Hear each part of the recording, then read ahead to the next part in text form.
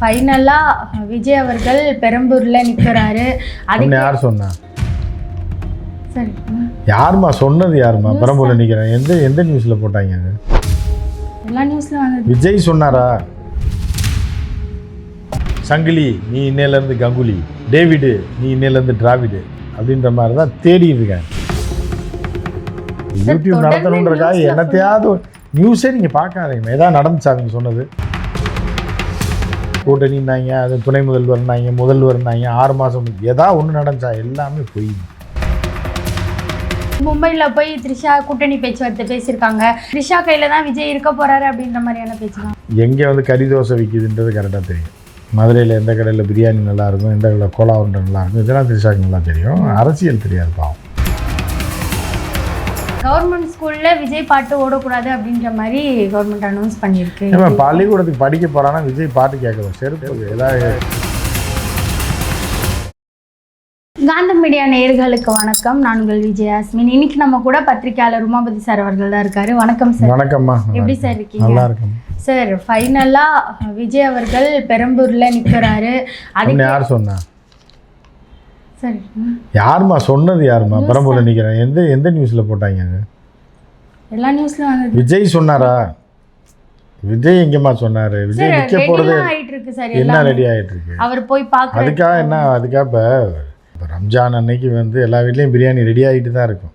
நம்மளை கூப்பிட்டா தானே போக முடியும். அந்த மாதிரி தான் ரெடி பண்ணுறது யார்? ஏதாவது ஒரு அரலூஸ் ஏதாவது ஆஃபீஸ் எடுத்து ரெடி பண்ணுறான்றக்கா விஜய் நிற்கிறாருன்னு எப்படி சொல்ல முடியும்? விஜய் சொன்னாரா? இல்லை அப்புறம் எப்படி சொல்கிறீங்க நீங்கள்? பெரம்பூரில் நிற்கிறாரு, குரோம்பேட்டில் நிற்கிறாரு, கோயம்பேட்டில் நிற்கிறாரு. சார் அப்போ நீங்கள் நிற்க மாட்டாருன்னு சொல்ல? அவர் நிற்க மாட்டாருமா. அவர் நிற்கிறது 90% சாத்தியம் இல்லை. திடீர்னு அது முத நாள், கடைசி நாள் நாமினேஷன் தாக்கல் பண்ணுற கடைசி நாளுக்கு முத நாள் என்ன நைட்டு அவர் என்ன முடிவு, என்ன பண்ணுறாரு, என்ன சாப்பிட்றாரு, என்ன யோசிக்கிறாரு, நான் சொல்கிறது சாப்பாடை அதில் வச்சு தான் அவர் முடிவு பண்ணுவார். அது வரைக்கும் அவர் சொல்கிறது அவரே கேட்க மாட்டார். அவர் என்ன போட்டிடுறாருன்னு அவருக்கே தெரியாது. இவங்க ஏதோ ஆற்றிக்கிட்டு இருக்காங்க. ஆதவர்ஜனா திடீர்னு பார்த்துருக்காப்புல ஆஃபீஸில் பார்த்தீங்கன்னா, தலைவரே பெரம்பூர் நல்லா இருக்கு, அங்கே நீங்கள் நிற்கிறீங்களா, வேலைகளை ஆரம்பிக்கவான்னு இன்னும் வெளியே போகணுன்னு இருக்காப்புல. சரி வேலையை பாருன்ற மாதிரி வந்து பண்ணிகிட்டு இருக்காங்க. அப்படிதான் நடந்த ஒரு விஷயம். அப்படி நடந்த ஒரு விஷயத்துல தான் வந்து ரெடி பண்ணிட்டு இருக்காப்புல. சார் என்ன சார் ஆதவர்ஜனா வில்லிவாக்கம் ஆகும் அப்படின்னு சொல்லி எல்லாரும் நெருங்கி அவங்களே சொல்லிக்கிற வேண்டியதாம்மா. அவங்களா சொல்லிக்கிற வேண்டியதான். இப்போ ஆள்களை இந்த இதில் ஒரு வடிவேலு இதில்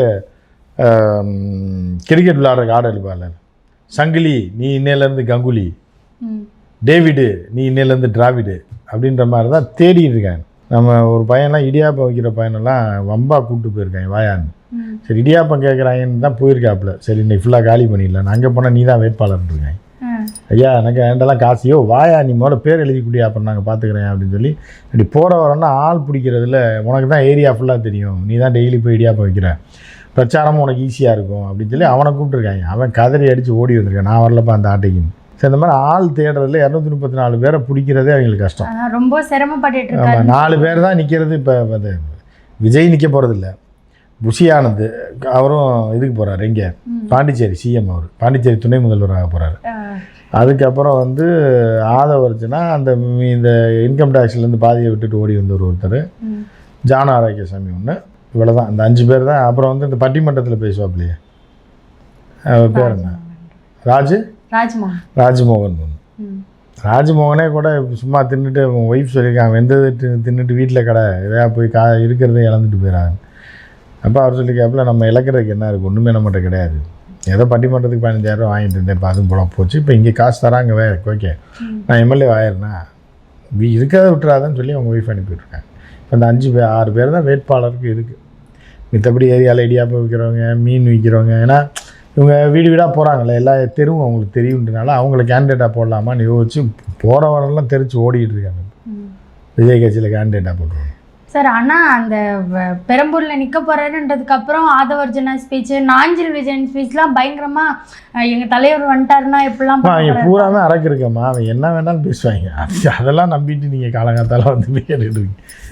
எதை வீட்டிலேருந்து தூங்கி எழுந்திரிச்சாங்கன்னா டிஃபனை சாப்பிட்டு, அதுவும் ஆதவர்ஜனாக்கு வீட்டில் சோறே போடுறதில்ல, கடை தான். சாப்பிட்டுட்டு அப்படி வந்தால் எதையாவது ஒன்று பேசணும்ல.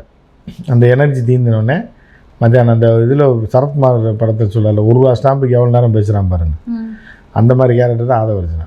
காலையில் ஒரு 4 இட்லியை தின்னுட்டு வந்தாப்புலண்ணா 2 ஆம்லேட்டு ஒரு ஆஃப் பாயில் இப்போ வந்தால் பேசி எனர்ஜி காலியானோன்னு வீட்டில் போய் படுத்துடுவாப்புல மத்தியானம். அப்புறம் சாயந்தரமாக எழுந்திரிச்சு எதாவது ஒன்று பேசிட்டு இப்படி போவாங்க.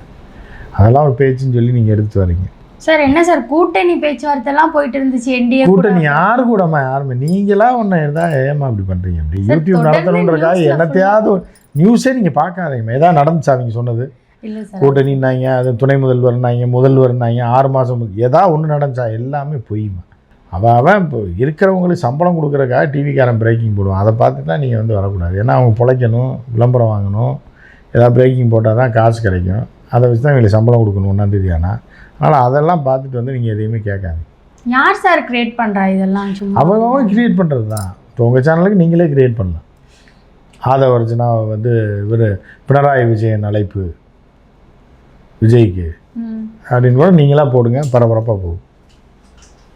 கேரளாவில் கம்யூனிஸ்டுடன் கூட்டணியா விஜய்க்கு அழைப்பு அப்படின்னு போடுங்க.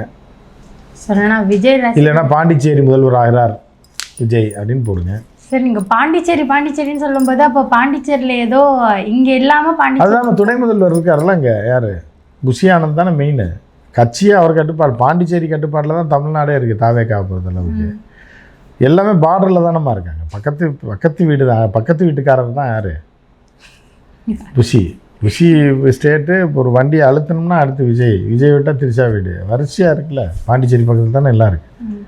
பாதி தூரம் விஜய் வீட்டுக்கு போனாலே பாண்டிச்சேரிக்கு பாதி தூரம் போன மாதிரி தான். அதனால் அவங்க அங்கே தான் டார்கெட் போடுவாங்க. சார் அப்போ விஜய்க்கு என்னதான் சார் பொறுப்பு இருக்கா? அப்போ துணை முதல்வர் புஷின்னா அப்போ விஜய் இங்கேயும் இல்லை, பாண்டிச்சேரியில் தான்மா துணை முதல்வர். இங்கேயா துணை முதல்வர் புஷி? பாண்டிச்சேரியில் 2000 ஓட்டுமா. அப்போ இங்கே விஜய் இங்கே வந்து விஜய் நிற்பார். எலெக்ஷன் நிற்க மாட்டாப்புல. இவங்களை எல்லாத்தையும் இறக்கி விடுவார். இறக்கி விட்டு இந்த ஆற்றுல எல்லாம் தண்ணி நிறையா போச்சுன்னா முன்னாடி எதையாவது அனுப்பி விடுவாங்க. அடிச்சுட்டு போயிடுச்சுன்னா அப்படி திரும்பி வீட்டுக்கு போயிடுவாங்க. இல்லை அப்படின்னா இவங்களே இறங்கி தண்ணிக்குள்ளே போவாங்க. அந்த மாதிரி தான் சார். ஏன் சார் அப்போ கூட விஜய் வரமாட்டார்? அப்போ கூட விஜய் ஒரு பேச்சு எதுக்குமா வரணும்? எதுக்கு வரணுன்ற? வீட்டில் சும்மா இருக்கிறதுக்கு உங்களுக்கு நீங்கள் எழுதி தெருவில் விட்டு நீங்கள் போயிடுவீங்க வீட்டுக்கு சாயந்தரம். விஜயில் தெருவில் நிற்கணும். விஜயே வரணும். ஏன்னா வரமாட்டார். ஒரு பாட்டுக்கு வீட்டில் ரெஸ்ட் எடுத்துகிட்டு இருக்காரு. உங்களை இறக்கி விடுவார். எத்தனை ஓட்டு வாங்குறாங்கன்னு பார்த்துட்டு சரி கட்சியை கலைச்சிட பார்த்துக்கலாம் சார். அது போல் விஜய் பண்ணலைன்னா கூட த்ரிஷான்ற பேர் வந்ததுக்கப்புறமா ஏர்போர்ட்டில் பார்க்கும்போது விஜய் எங்கேயாச்சும் போகும்போது மும்பையில் போய் த்ரிஷா கூட்டணி பேச்சுவார்த்தை பேசியிருக்காங்க. இனிமேல் விஜய் த்ரிஷா கையில் தான் விஜய் இருக்க போகிறாரு அப்படின்ற மாதிரியான பேச்சுலாம். த்ரிஷா கையில் தான் விஜய் இருக்கிறாருன்றது உண்மை தான். ஆனால் கூட்டணி பேச்சுவார்த்தைலாம் இவங்களாம் கிளப்பி விடுறது. த்ரிஷாக்கு அந்த அளவுக்குலாம் தெரியாது. எங்கே வந்து கறி தோசை விற்கிதுன்றது கரெக்டாக தெரியும். மதுரையில் எந்த கடையில் பிரியாணி நல்லாயிருக்கும், எந்த கடையில் கோலா உருண்டை நல்லாயிருக்கும், இதெல்லாம் த்ரிஷாக்கு நல்லா தெரியும். அரசியல் தெரியாது பாவம். ஆனால் த்ரிஷா கையில் விஜய் இருக்காருன்றது உண்மைதான்னு சொல்கிறீங்க? ஆமாம், அது பர்சனல் லைஃப்மா. அதில் நம்ம தலையிட முடியுமா? அதாவது குஷ்பு வந்து ஓப்பனாக சொல்கிறாங்களே சார், இல்லை அவங்கள மாதிரி ஒரு கண்ணியமான பெண்ணை இது வரைக்கும் யாருமே பார்த்துருக்க மாட்டாங்க. அதாவது எப்படி அப்படின்னு பார்த்தீங்கன்னா குஷ்பு எத்தனை நாள் இதை பார்த்துக்கிட்டு இருக்குன்னு வேணுங்க. கூட இருக்க புருஷனே கண்ணியமானவனான்னு ஒரு பொண்ணால் சொல்ல முடியாது. பொண்ணு கண்ணியமான புருஷனால் சொல்ல முடியாது. ஏன்னா எப்படியும் ஒரு நைட்டு தூங்குறது 8 மணி நேரம் தூங்குவாங்க. அப்புறம் எழுந்திரிச்சு போனால் இந்த பொண்ணு இங்கே வேலைக்கு போயிடும், இங்கே வேலைக்கு போயிடும். அதே வீட்டில் இருக்கவங்க எப்படின்னா அவங்களுக்கே தெரியாது. இதில் எப்படி குஷ்பு வந்து சர்டிஃபிகேட் கொடுக்குதுன்னு தெரியல. ஏதோ பழைய பழக்கத்தில் நான் உன்னை காப்பாற்றுறேன்ற மாதிரி நாளைக்கு சிஎம்ஏ ஆகிட்டேன்னா டக்குன்னு ஆட்டையை போட்டு அப்படி உள்ளே போயிடலாம்ல. அது கூட பிளான் பண்ணலாம். பிஜேபி த்ரிஷா சிஎம் ஆகிட்டா, த்ரிஷா கட்சியில் பெரிய ஆள் ஆகிட்டா குஷ்பு போயிடலாம்ல, போய் ஜாயின் பண்ணிக்கலாம்ல. எல்லா கட்சியிலும் இருந்துட்டாப்புல குஷ்பு. திமுக, அப்புறம் பிஜேபி, அப்புறம் காங்கிரஸ் எல்லாத்துலையும் இருந்துட்டாப்புல. இப்போ அந்த கட்சியில் போட்டு த்ரிஷா நல்லவங்கன்னு சொல்லும்போது த்ரிஷாக்கு எவ்வளோ சந்தோஷமாக இருக்கும். நம்மளை நல்லவன்னு சொல்லிட்டாலே அப்படின்ட்டு அப்படியே சரி அக்கா வாங்கக்கான்னு சொல்லி கூப்பிட்டாங்க. அப்படியே அங்கே போயிடுவாங்க. இப்போ இவ்வளோ நாள் எதுவுமே பேசாமல் எதுவுமே சொல்லாமல் எத்தனையோ விமர்சனம் வந்திருக்கு. இப்போ திடீர்னு அதுதான் அடுத்து எல்லா கட்சியிலையும் குஷ்பு இருந்துட்டாப்புல. 3 கட்சியில் இருந்துட்டாப்புல. இப்போ 4வதாக இதிலே அடியை போட்டு வச்சோம்னா நாளைக்கு யூஸ் ஆகும் சார். அது உண்மையாக கூட இருக்க வாய்ப்பு இருக்குல்ல சார்? ஏன்னா த்ரிஷா நல்லவங்கன்னு சொல்கிறாங்க. நான் பார்த்ததுலேயே அவங்க தான் நல்லவங்கன்னு அவங்க ஆங்கிளில் சொல்கிறாங்கம்மா. புரியுதா அவங்களுக்கு? அவங்க ஆங்கிளில் அவங்க பார்த்ததில் அவங்க நல்லவங்கன்னு சொல்கிறாங்க. ஏன்னா அதுக்கு 1000 காரணம் இருக்கும். நாளைக்கு கட்சியில் சேரலாம், போஸ்டிங் வாங்கலாம். த்ரிஷா வந்து முதலமைச்சர் நாளைக்கு ஆகிட்டோன்னா நம்ம சசிகலா மாதிரி ஆயிடலாம். புரியுதா? அதுக்காக அடியை போடலாம். இப்போ அதெல்லாம் நடக்காது, கற்பனையில் கூட நடக்காது. இருந்தாலும் ஒரு அடியை இடம் போட்டு வைக்கிறது தான்மா. புரியுதா? அவங்க இடம் போட்டு வச்சா என்ன, யார் துண்டை போட்டு வைக்கிறது தானே. குஷ்பு அதில் என்ன குஷ்பு போகிற இடம் எதுவுமே டம்மியாக போயிடும். கரெக்டாக பிளான் பண்ணுவாப்புல. அப்போ காங்கிரஸில் சேரும்போது கூட அப்படி தான் பிளான் பண்ணாப்புல. இந்த டைம் தோற்று இருக்க கட்சியில் போய் சேர்ந்துட்டோம்னா அடுத்த டைம் இந்த கட்சி தான் ஜெயிக்கும், அப்போ நம்ம டாப்பில் வந்துடுவோம், ஏன்னா தோற்ற கட்சிக்கு எவனும் போக மாட்டான்னு சொல்லி தான் போனாப்புல. ஆனால் காங்கிரஸ் அதோட அழிய போகுதுன்னு தெரியல. அப்புறம் ஐயோன்னு பதறி அடித்து 2வது 5 வருஷம் இப்போ ஜம்ப் அடித்து இவங்க தான் வருவாங்க போல் திருப்பி சொல்லி பிஜேபி சொல்கிறாங்க. அப்போ இப்போ பிஜேபி தான் நல்ல கட்சின்னு குஷ்பு சொல்கிறாப்புல. ஏற்றுக்கிறீங்களா? அப்போ மோடி நல்லவர், மோடி பெரிய தலைவர்ன்ற ஏற்றுக்கிறீங்களா? அதே மாதிரி தான் திருச்சாகும். அவங்க சொல்கிறதெல்லாம் ஏதோ ஒரு கற்பனை, எல்லாமே கற்பனை டுபாக்கூர். குஷ்பு ஆகப்பெறும் அரசியல் டுபாக்கூர் அப்படின்றது ஏற்கனவே நமக்கு தெரியும். சேப்பாக்கத்தில் நடந்த மேட்ச்சில் விசில் சின்னம் டிவிக்கு வாங்கினதுக்கப்புறம் விசிலை தடை பண்ணாங்க. இப்போ ஸ்கூலில், கவர்மெண்ட் ஸ்கூலில் விஜய் பாட்டு ஓடக்கூடாது அப்படின்ற மாதிரி கவர்மெண்ட் அனௌன்ஸ் பண்ணியிருக்கு. பள்ளிக்கூடத்துக்கு படிக்க போகிறான்னா விஜய் பாட்டு கேட்க போகிறோம், செருப்பு ஏதாவது கழட்டி தான் அடிக்கணும். அவனை பள்ளிக்கூடத்துக்கு படிக்க போகிறாங்களா இல்லை விஜய் பாட்டை திருச்சா பாட்டு கேட்க போகிறாங்களா? பள்ளிக்கூடத்துக்கு போகிறோம், பள்ளிக்கூடத்தில் பாடத்தை தான் பார்ப்பானா, பாட்டு போட்டு கேட்டுட்டு இருப்பாங்க, டான்ஸ் ஆடிட்டு. சார் எவ்வளவோ நடிகர் பாட்டுலாம் போடுறாங்க, விஜய்னு குறிப்பிட்டு ஏன் சார்? இல்லைம்மா, எந்த நடிகை படிக்கிறதுக்கு எதுக்கு ஸ்கூலுக்கு எதுக்கு போகிறீங்க? அப்புறம் என்னத்துக்கு எவன் பாட்டு போட்டால் உங்களுக்கு என்ன? போல பாட்டு போடுறதே தப்பு, யாருமே போட மாட்டாங்க. என்ன பாட்டு போடுறாங்க? பள்ளிக்கூடத்தில் எங்கேம்மா பாட்டு போடுறாங்க? என்னம்மா சொல்கிறீங்க நீங்கள்?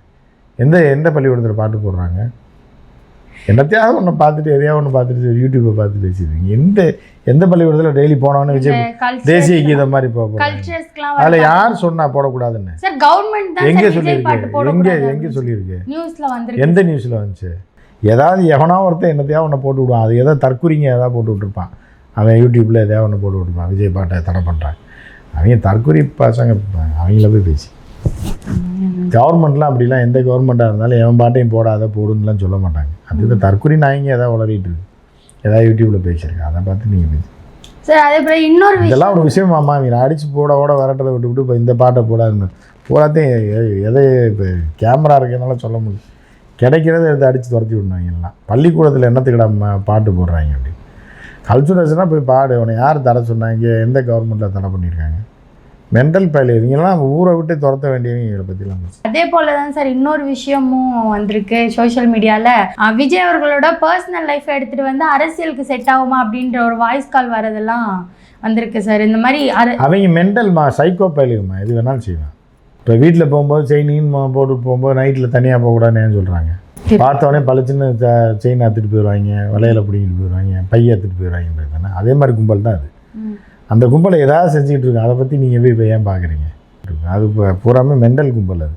ஆனால் சார் கும்பல் பண்ணுறதை தாண்டி சில இடத்துல பேசப்படுறது டிவிக்கேவே இதெல்லாம் ப்ரொஜெக்ட் பண்ணுறாங்க. அவங்களே அதை தான் இப்போ யாரை மென்டல்னு சொல்லிட்டு இருக்கேன். அதில் தான் ஒட்டுமொத்த அவங்களுக்கு என்ன மென்டல் மனநலம் பாதிக்கப்பட்டால் என்ன பண்ணுவோம்? அதுதானே பண்ணுவோம். ஏன் பண்ணணும்? டீ கடையில் பண்ணணும், ஏன் டீ ஆத்துறாங்க டீ கடையிலன்னு கேட்ட மாதிரி இருக்கு. நீங்கள் அது ஒரு கூமுட்டை கூட்டம், அதை அப்படி தானே பண்ணுவாங்க. அப்புறம் அதுக்கு அதை போய் பார்த்துட்டு இதுக்கே எப்படி பண்ணுறாங்கன்ற அவங்க மேலே பள்ளியை அவங்களே போட்டுக்கிற மாதிரி ஆகிடாது. அதான் அது என்னத்தையும் பண்ணி தொலைக்கிறாங்க. அவங்கெல்லாம் ஊர்லேருந்து அப்புறப்படுத்தி அடித்து துரத்த வேண்டிய அவங்கள போய் டிவிக்கே சம்மந்தப்பட்ட நிறைய விஷயங்களை பகிர்ந்ததுக்கு நன்றி.